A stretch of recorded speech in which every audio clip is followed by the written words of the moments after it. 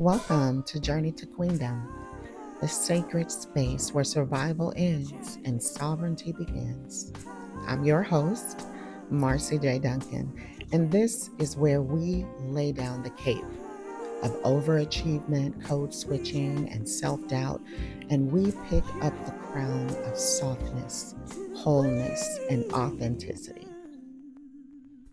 Hey, everybody. Welcome back to the podcast. I am so happy that you are here with me again, that you are still riding with me on this journey as we uncover our inner queenness, as we continue this journey to queendom. And I want to thank you for listening. I want to thank you for your positivity. I feel it, I experience it, and it helps me to keep moving forward. Let's get into today's podcast. How are you feeling? We've been talking about a lot of things that require vulnerability, that require transparency, that require authenticity and honesty. And that takes an incredible amount of courage, right? It takes an incredible amount of courage. And I want to say hats off to you, but I also want to check in to see how you're doing. Last episode, I asked you to think about what you want, what you genuinely want right now in this chapter of your life. What do you want that doesn't include other people? I gave you a few things that I wanted. And of course, that list, it grows as I come into myself, come into my royalty. It grows. But I started out by making a list, and there were like 5 things on that list. And it was take a vacation, get a tattoo, grow your locks, or start your locks. Things like that I really have desired for a long time, but I never really put any energy into obtaining because there was no time for that, right? There was no time for that. But all of those things on that initial list, I have done this year. This journey that I have started has absolutely changed my life. And I want you to be a part of this journey. I want you to look at yourself differently. I want you to see what God sees when He sees you. I want you to come into that knowledge and be comfortable with that and be confident in that and walk in that direction. For a long time, I believed that softness was weakness. And I know I didn't make that up. I know that society has trained me to think that way, that what is soft, what is meek, what is humble, what is kind is a sheep, is weakness. And I really believe that. I believe that not only because of what society was telling me, but also because of some of the trauma that I experienced in my life. We've also been talking about opening those doors, those closets that we have packed all of this trauma into, closed the door, locked it, never to look at it again. And I am encouraging you to unlock that door, to open it wide open, turn on the light, and have the courage to be curious, to investigate how these things are shaping the way that you think, the way that you think about the world, the way that you think about yourself. And those things in my closet absolutely were telling me that you cannot afford to be soft. You have to protect yourself. You have to look out for yourself. You have to make sure that nobody is trying to take advantage of you.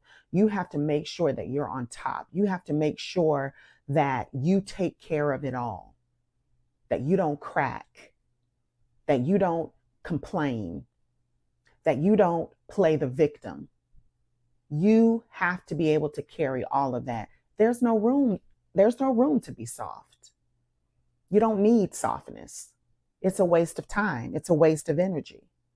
I'd rather identify with the strong, independent Black woman than I would vulnerable, transparent, meek and mild and soft. I had tapped so much into my masculine energy that I just threw away all femininity. Not all femininity, some of it remained, but I started to say, I don't like these things just because they were quote unquote feminine. Now, I knew that I was a woman, and I've always been a woman. Let's not get it confused, because that's not what I'm trying to say. I'm trying to say that my persona, that my identity was very much strong, Black, independent woman. I get it done, and I'm about my business, right? And I took on a very much masculine approach where I didn't let anybody tell me I couldn't do something. I didn't take no for an answer if I wanted it. I made sure that I put in the work to come out on top in my field. If I had an issue, I was going to make sure that it is heard, right? If I had an opinion, I'm putting it out there. I had no trouble with confidence in terms of what I brought to the table.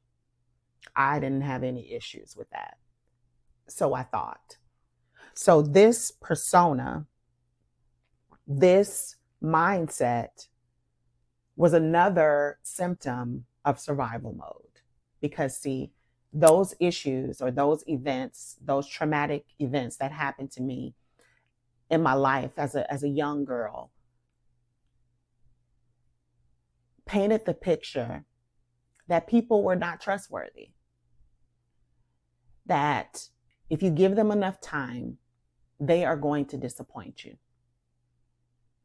That men, no matter how much the movies say, the happily ever after, the fairy tale love story, that does not exist.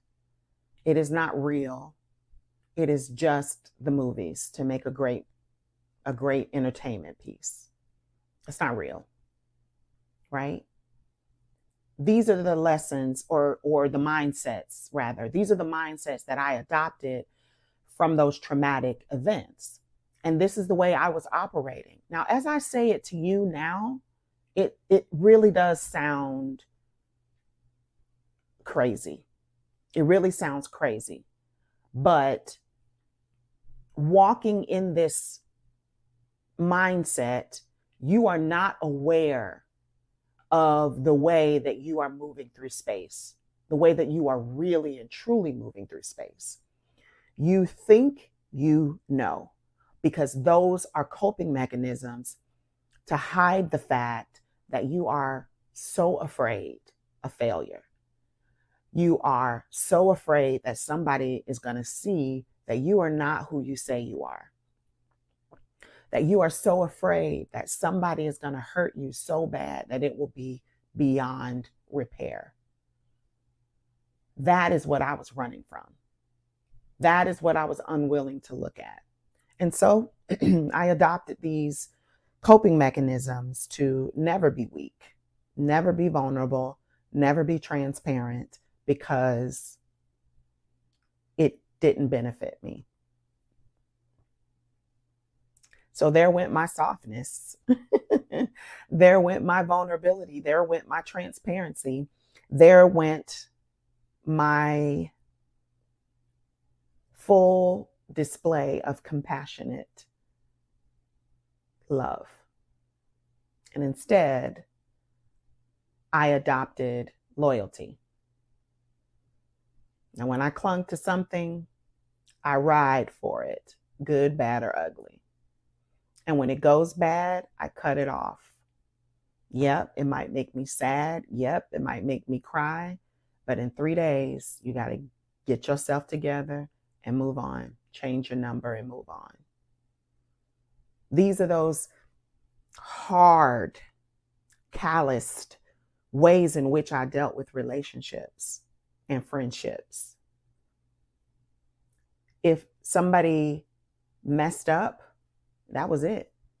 They didn't get chance after chance after chance. If they showed who they were, I immediately adjusted. I was a match energy type of person, right? And my approach to relationship was very much, I'll get you before you get me, right? On and on and on and on and on. And what I didn't realize is that it was making me more unhappy. It was making me more depressed, more anxious. Of course, that part was not clear at all. I just kept running in this circle, in this hamster wheel, in and out of these relationships where these men would just not commit. In the beginning, they would be all about it, all that lip service. And that given that 60-day trial run, and there we are back in the same ridiculous cycle of these people not being honest and lying and doing all of this other stuff, right? And I'm saying to myself, why can't I perceive that this is that type of person? Why can't I figure that out? I've been through it a million times. Why can't I figure it out? And instead of figuring it out, I decided that that's how they all were, right? And if you give a person enough time, they will eventually show you and prove that that's how they are, that they'll change. They'll change from that.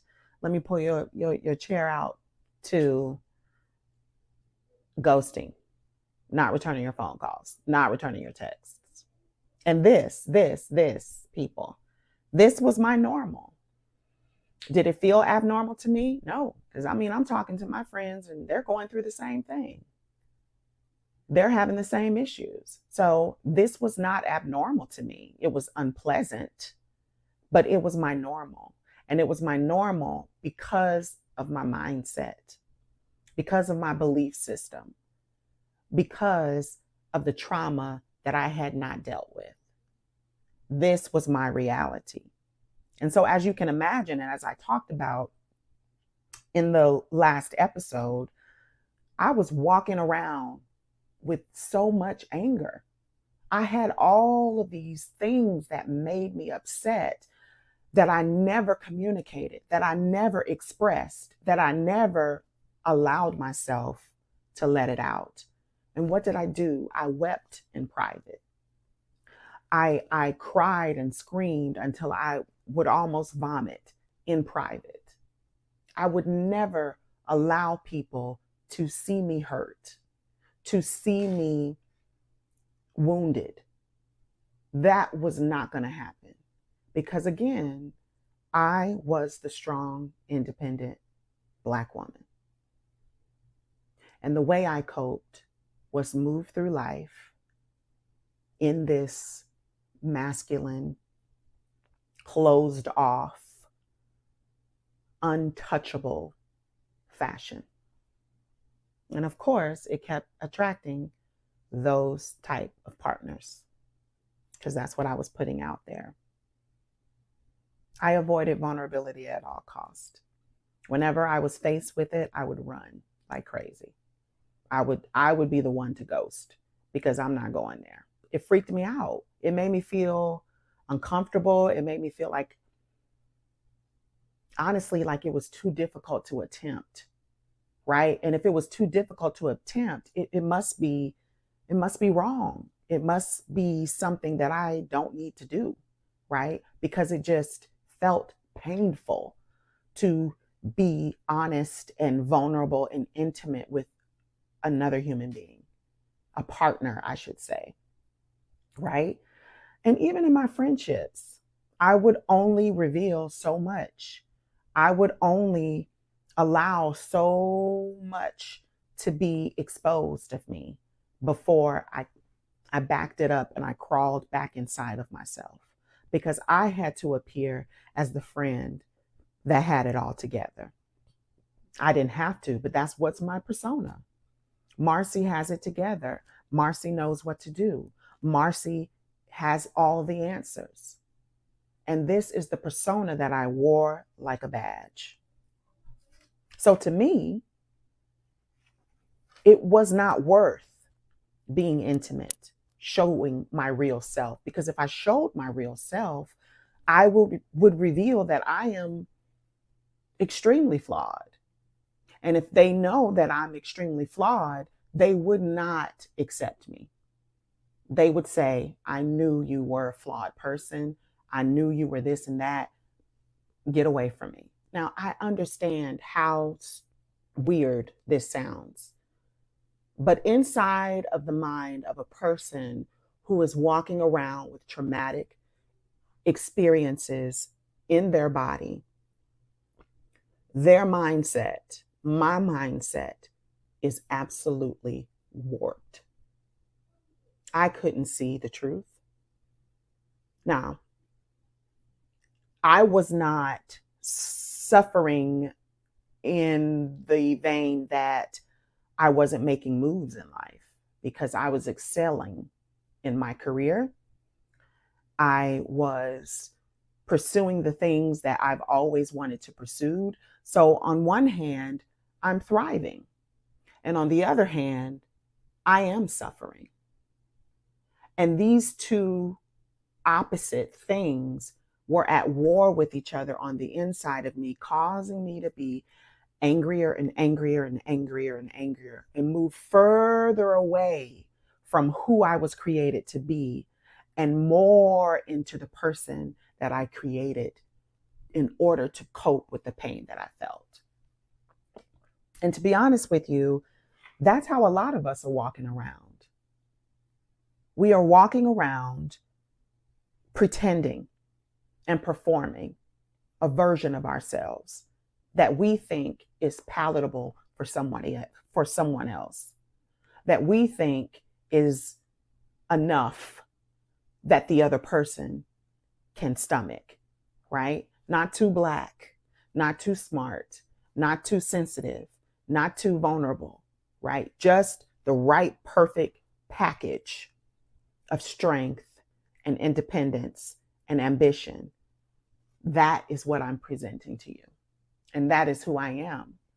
And so oftentimes, I honestly, I am an observer, and I got so good at pretending because I'm an observer. And a part of observation is my job as an artist, as an actor and director. So this was a skill set that I had naturally, and I'm an observer. So I can observe behaviors in other people. I know immediately when someone is unhappy before they even say it. So I can observe body language really well. And I had gotten so good in reading other people that I can then morph in real time and make adjustments in real time to keep those people happy with me. Now, did I know that that's what I was doing? Absolutely not. Absolutely not. What I was doing was surviving, because I could not deal with rejection. I could not deal with abandonment. The idea of it sent me into a dark, dark place, and I didn't like going there. So in order for me to keep the people and the things that I loved in my life, I performed. I performed a version of me that I thought that they would accept. And sometimes, depending upon who you are, it was a different version. You know, I had all sorts of friends. I had smart friends. I had hood friends. I had my down-to-earth homegirl friends. I had my church friends. I had my work friends. And all of those friend groups would not believe the version of me if they were told by each other.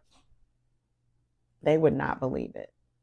As a matter of fact, those friend groups never mingled. Why? Because I would have been outside of myself trying to remember who I needed to be for all of those groups. Now, this is the type of mental gymnastics that I was taking myself through on an everyday basis. And as you can imagine, the authenticity, the authentic self is being pushed further and further and further and further and further down, which is really causing me all of this anxiety, all of this darkness and depression, because my authentic self never has the opportunity to come to surface and to thrive. And I'm walking around subconsciously feeling that I've reached these milestones because of this performed identity. So this real Marci didn't really do it. This performed identity really achieved that. And I need to keep pretending in order to keep thriving. And that cycle was dangerous. It was destined to come to a halt, right? And it really didn't come to a halt until maybe years into my marriage, when I started to see myself mirrored in the eyes of my husband. And then I started to ask, why am I acting like that? Why won't I allow myself to be transparent and truthful and honest with him? Why am I hiding from him? Why don't I see him as my partner? Why do I feel like I'm in competition with him? This is what was mirrored back to me.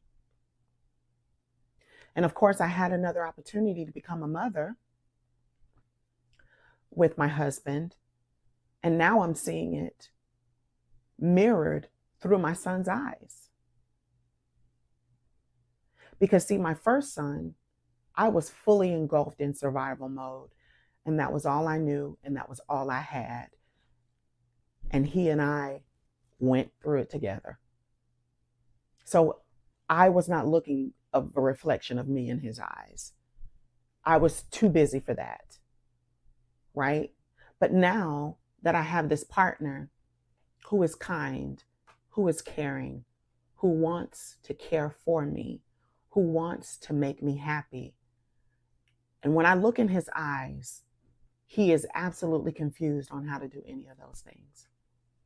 Not because he doesn't know how, but because I'm presenting as if I don't need any of it. And his attempts are shut down. Again, guys, I am not operating at this time in full awareness, the awareness that I am sitting here and presenting to you now. This was not a part of the story.